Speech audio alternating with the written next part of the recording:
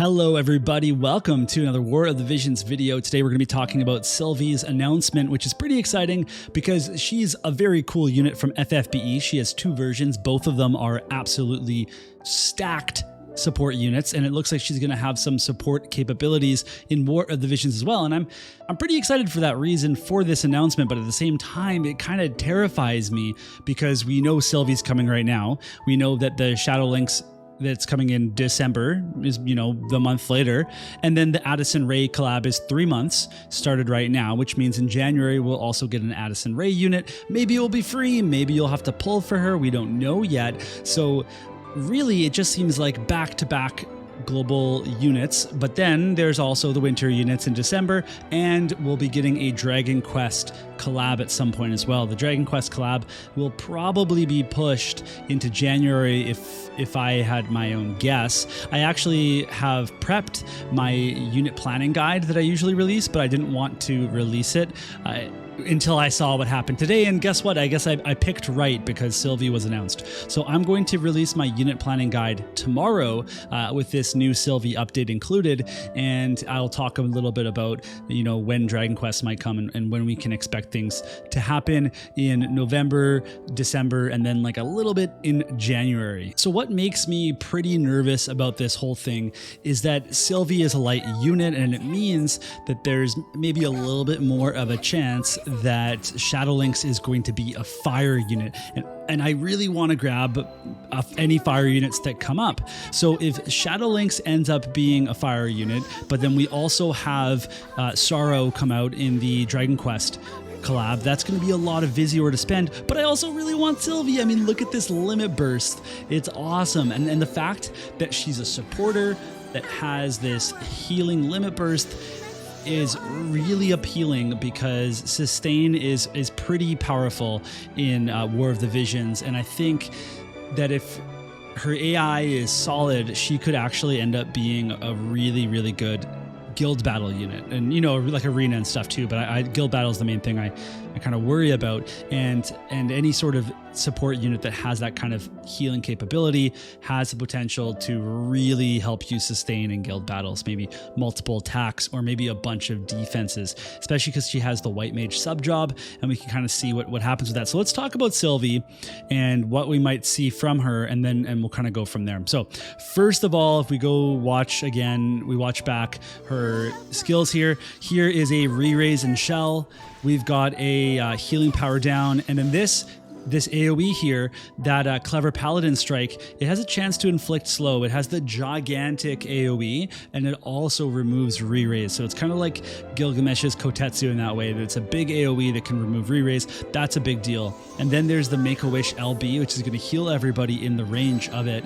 And they're also going to get a one-time damage reduction barrier, which is a pretty big deal. So like, let's say you're fighting somebody, and then all of a sudden they really whack your team. You're able to heal up to full, and then put a barrier on.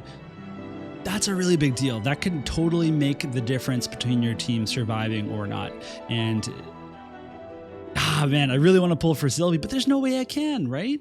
No. Okay, so next up we're in game, and we can look at the notices for this week because there is a vision card, and we also have some info on Sylvie and her specific job. So she's a bunny loving knight, and there's going to be an EX upgrade to that as well. So here we go, white mage sub job. If that has full life, then I'm going to have a really hard time not pulling for her. She looks fantastic, by the way, the art and the in-game rendering of her. And then Blade Soul is a pretty nice aggressive sub job to have, and depending on what it has as well, it's a pretty good sub job to have. So okay, Make-A-Wish, we already talked about this. So for your allies, they get a huge heal and a big ol' AoE, and the all damage reduction barrier, all damages. That's a really big deal. And then she gets an AP auto restore for doing that. So if she uses this, then she has to have the AP to do it, but then she'll go into this mode where she can start attacking right after, and hopefully she won't be healing because everyone has full health / a barrier, and then she is able to not worry about healing. Then there was the Clever Paladin Strike, which we talked about. Re-raise removal, big damage. Well, it's a medium damage, but big range, and then the chance to inflict slow, and then her own re-raise that also gives her shell as long as the re-raise is still in effect. So I'm kind of curious how bulky she's going to be in this game. And there's also a VC, by the way. The VC art looks really good. They did a fantastic job of it. And this is one of those job VCs, and there's a really good post about it on Reddit that kind of says like how few people can use this and how it definitely, you know, looks like it should be used for a light team. You know, going forward, a lot of these things will get better with time, but this one doesn't really stand out to me. The one thing I will say is that a lot of these VCs have pushed new numbers for stats. For example, there's a Dragon Quest card that I think it has 24% slash resist, so that's a new height for the amount of slash resist they're willing to give us. So if this card happened to have like 24 AoE resist, then that's kind of interesting. I also really like the healing power up and the hate down on Sylvie is a really good bestowed effect. Like that's super powerful. So that makes it kind of interesting as well. At first glance, I would say that you don't need this. If you're going to pull for Sylvie, you don't have to pull for this card at all, but I do see how it could be a very useful card indeed. And so Sylvie is also going to get a sword that will give her some accuracy. It's going to give her 30% magic up. It's going to have healing power up. It's basically a slam dunk for her, so that's going to be, you know, great to grab a hold of, specifically for her from the bingo, but also for a lot of people, especially new players. They'll be able to use a sword that gives 30% magic up with a lot of different units, so definitely a good thing to look out for. We're going to get all the other units back as well. So, and so she's specifically described as a healer class, which is very, very interesting to me. Okay, but we are going to get like, you know, Ibarra and Elena and Esther and all those units back. So if you have those, you want to get those units and you want to get their bingos and stuff, like that's a really good time to do it. Right, so that's going to be it for my initial thoughts on Sylvie. On Wednesday, I will be doing a full breakdown should you pull video for her, and you can get my thoughts.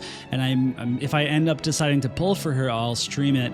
The problem is that if I pull for her, and even if I don't pull for the VC, will I have enough Visior to be able to pull for Sorrow, his VC, maybe the other Dragon Quest VC, and Lynx if she's fire? It's a real big maybe. And you know what, the first thought that came into my head this morning when I was kind of laying out these facts in front of me for the next 3 months, I was thinking about what I'd like to do in War of the Visions. Well, the first thing that popped into my head is, maybe I could buy a Visior pack, right? And I haven't spent money in this game in over a full year. Like, it's been that long since I've spent any money on this game. So that's kind of a big deal. Like, that shows you proof in the pudding that this works, right? They've got this awesome unit, one of my favorite units from FFBE, and I'm super tempted, but I know these other things are coming up just after this, and the unknown is killing me, and my thought was I could spend money. So, you know, kudos to Kumi for figuring it out. You totally got me. I don't know if I'm going to spend any money. Maybe it depends on what the Black Friday deals are. You know, it'd be nice to keep my streak going of not spending money in the game, but also I do like, you know, if I need to support the team and get some sweet units, then yeah, maybe I'll do that. We'll see how it goes. But either way, on Wednesday I'll break this down and I'll you know, maybe do some polls, maybe not. But on tomorrow I will be releasing my unit planning guide, which will cover the rest of November, the full of December, and kind of quickly chat about what's going to be coming in January, or what might be coming, because there's going to be some speculation on where everything ends up. So look forward to those videos, and otherwise I'll see you in the next few days.